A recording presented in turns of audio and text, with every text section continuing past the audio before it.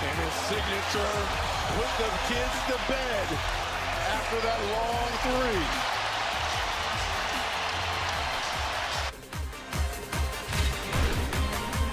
And that's what he did. He put him to sleep. Night, night. I had told you that the Mavs would have been up by 19 at one point, or that Luka would have scored at least 40, or that we would have a Kevon Looney walk-off interview with 21 and 12 and a Warriors win. What would you have found most unfathomable? The last part. Kevon Looney. Yeah, that's a no-brainer. And yet here we are. The last time that he scored this many points in an organized basketball game was in January of 2015 as a freshman in college. That's UCLA, like Reggie Miller talked about. Yes, he mentioned that. He mentioned that. But B. Wood talked about it earlier. We were expecting what? The Mavericks start off good like they did. They shot the ball well. And it's been lopsided games here in the conference finals, right? But halftime, a few adjustments. The Warriors remind everybody they have a lot of shot makers on the floor. They played big-time defense in the second half, B. Wood. Yeah, and the Warriors put a lot of pressure on you. With that offensive lineup, whether you talk about Looney, Steph, I just say Looney first. Wow. Right. Steph, Poole, Clay, those guys put the pressure on you. And tonight, Looney was the recipient of a lot of good passes. He was great around the basket. He was finishing well. First 20 and 10 game for a Warriors center since 1967, Robert Parrish. That's what type of game Looney had.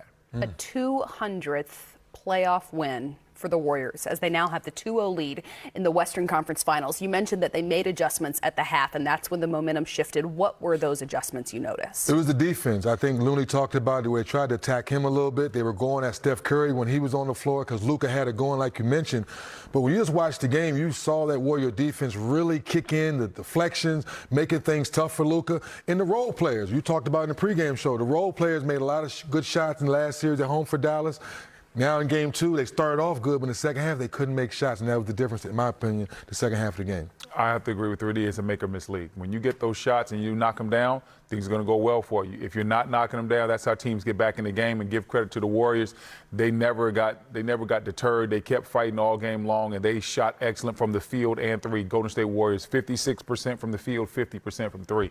But the Mavs were making shots. So what can you take from at least the first couple of quarters in the Bay that could perhaps translate to a game 3 in Dallas? Well, if you're the Mavs, you're happy with the shots that you're getting. You're saying, listen, when we target certain guys, we get good looks. They understand that Steph's going to show out on screens. So a lot of times they'll screen and rescreen, and sometimes that was causing a problem for Golden State, and guys were getting lost in that action.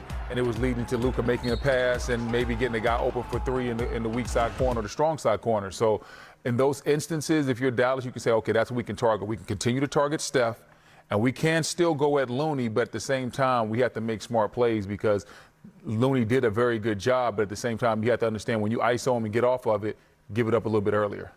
Also, guys, I thought was big tonight where Klay Thompson a few times didn't settle for the three-point shot, made a couple, put the ball on the floor, got all the way to the rim. So now Jason Kidd gets back home and shows the guys, hey, we had maybe a good effort the first and second time, but the third time, guys were getting to the basket, attacking the rim. To your point, that's why Looney was getting easy layups. As our resident big man then, Brendan, will you break down what made Kevon so effective in this game? Because a lot's being asked of him on both ends of the floor, and yet he was great on both. Listen, he was great on both, but tonight he had a great offensive game, and he said it in the postgame. Hey, he just stayed around the basket, and his guys fouled him. You see right here, just sticking with it, rebounds the basketball as Dre misses the layup. Now this time he cuts to the basket, knows that Steph's going to draw a lot of attention. He's right where he needs to be. Same thing here. Wiggins goes down the lane. Kevon Looney puts himself in position to finish right there at the rim, and so it looks a little bit easy, but at the same time, moving to the right spot when your guy's driving is very important. 3D can tell you that. Like, when you have that ball and that guy gets to moving on the go or playing on the baseline, understanding where to be, that can create opportunities for you as well. And Kevon Looney was always in the right spot to be a recipient tonight. Message for all the young people at home, this is how you be a star in your role. Right. Not one play was called for Kevon Looney tonight. I'll say it again. Not one play was called for him tonight. And they won't be no plays called for him in game 3 neither. Exactly. So my point is, people at home are always trying to figure out when we say do your role, but that's his role. Set screens, roll to the basket, and make sure you can finish around the rim. You get 14 touches, and you go 10 of 14, and here you are getting the walk-off interview and everyone expecting Steph or Clay or someone else. So that's why I want to tell the young people at home, Learn your role, live in your role, and Kevon Looney tonight is a perfect example of being a star in your role and helping your team win a big-time ball game at home. Hey, 3D, you sound like such an AAU dad right now. I can tell you, you always got a message for the youth, man. You such an AAU dad right now. Send a message because you guys don't understand. It's a big role to be a part of a championship team, just like Draymond. They talk about Chuck messing with him before the game. Draymond hit a big-time three-point shot tonight to keep that flow going in the game. Draymond not known as a big-time three-point shooter, but he made a big one tonight down the stretch. If you're judging Draymond by his offense, you obviously don't like Draymond.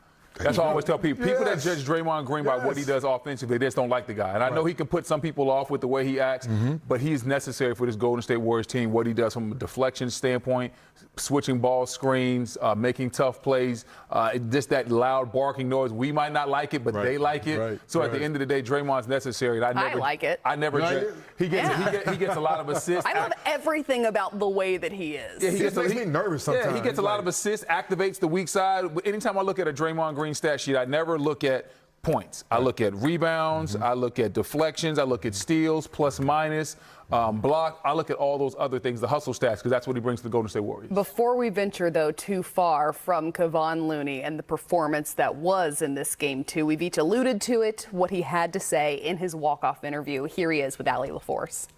Being down 19. So he says he's taking pride on the defensive end, and the Warriors have as a team as well. But would you ever have expected to see a game where Luka was given 42 or allowed to score 42? Okay, let's let him do that. But if Jalen Brunson also gives you 31 and Reggie Bullock also gives you 21, the expectation is this is a Mavs win. So what worked so well defensively for the Warriors? Well, I'm not sure. Like, when you look at this stat sheet, nothing says, man, the Warriors really shut down the Dallas Mavericks. There were some things that they did in spots, but this backcourt got 73 points, you know, and you look at Reggie Bullock had 21 points. The Dallas Mavericks shot 46% from three, so they had 117 points. Offensively, they did what they were supposed to do. It was on the other end when Golden State really ratcheted it up. They had no. They were simply outscored. They had no answers for what Golden State could do offensively because you know the pressure that Poole puts on you. You understand the pressure that Steph Curry puts on you with his big 32 points tonight. Klay Thompson had some nice drives to the basket as well where he didn't settle. He finished with some dunks. Poole had 23 off the bench. And then you have Kevon Looney inside cleaning everything up for 21 points. And Wiggins had 16 points. So you look at this squad, and offensively in the second half, they just got rolling, and you can't load up. The Dallas Mavericks defense that they used against the Phoenix Suns will not work against the Golden State Warriors. Against the Phoenix Suns, they loaded up. They made it look very cluttered for Devin Booker and Chris Paul. If you try that here, they're going to kick ahead for guys like Wiggins. They're going to kick ahead to guys like Poole, and they're going to be able to get shots. And Poole's very dangerous because when you kick ahead to him, now he's one-on-one with your weak side defender, and he gets to either shoot it or drive it to the basket. They didn't have anybody like Poole on the Phoenix Suns. This Dallas Mavericks defense is going to have to adjust to that. Let's listen in to what Coach Jason Kidd has to say. He's at the podium now. Joey Scruggs, NBC5. Is this a case